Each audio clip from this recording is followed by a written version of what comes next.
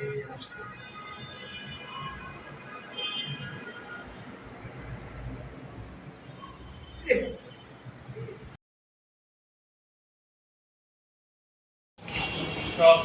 হয়ে একটি order sheet দেয় আমাদের টিভিএর উপর, সেইটা আপনার ইনভেস্টিগেশন করে রিপোর্ট প্রদান করে। তা আমরা ইনভেস্টিগেশনের প্রাথমিক পর্যায়ে এই নিউজগুলো কালেক্ট করছি। কালেক্ট করার পরে এর সিসিটিভি যেগুলো ছিল কোথা থেকে আসছে, কোন দিকে গেছে, এগুলো অ্যানালাইসিস করছি। আমরা কিছু আমাদের যে সোর্স আছে, হিউম্যান সোর্স, সেই হিউম্যান সোর্সের সাথে আমরা কথা বলছি। তারাও আমাদেরকে বেশ কিছু গুরুত্বপূর্ণ তথ্য দিয়েছে যে এই ধরনের কাজ কারা কারা করে। আমরা ওই লিস্ট ধরে আগাইছি।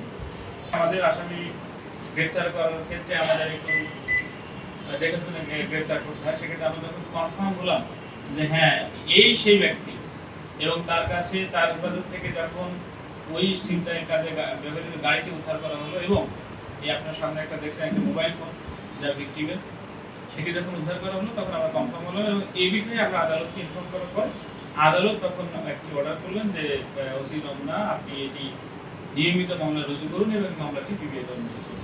ঘটনাটা হচ্ছে যে 26/4 এপ্রিল মাসের 26 তারিখে ভোরে এই ভদ্রমহিলা আখতার জাহান, উনি একজন শিক্ষক, টাঙ্গাইলের একটা কলেজে পড়ান, এমপিভুক্ত কলেজে পড়ান। উনি ওই দিন ভোরে যাচ্ছিলেন কলেজের উদ্দেশ্যে, রওনা দিয়েছিলেন বাসা থেকে বের হয়ে জাস্ট 5:45 অ্যারাউন্ড এই 5:45 এই সিদ্ধেশ্বরীতে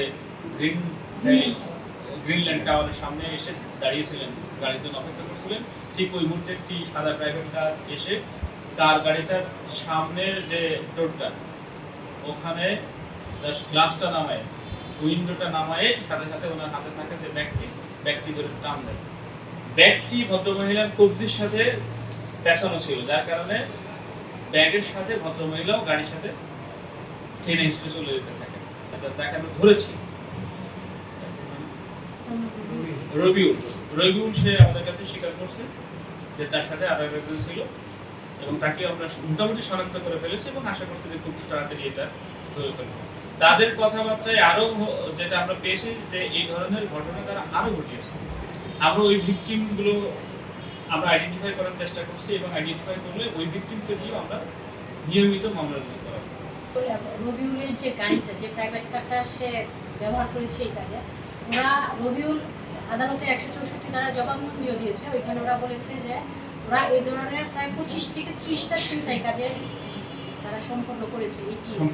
সম্পৃক্ত ওরা 3 জনের, এবং ওই দিন এই ঘটনাটা ছাড়াও আরো 4টা ছিনতাইয়ের কাজ ওরা করেছে।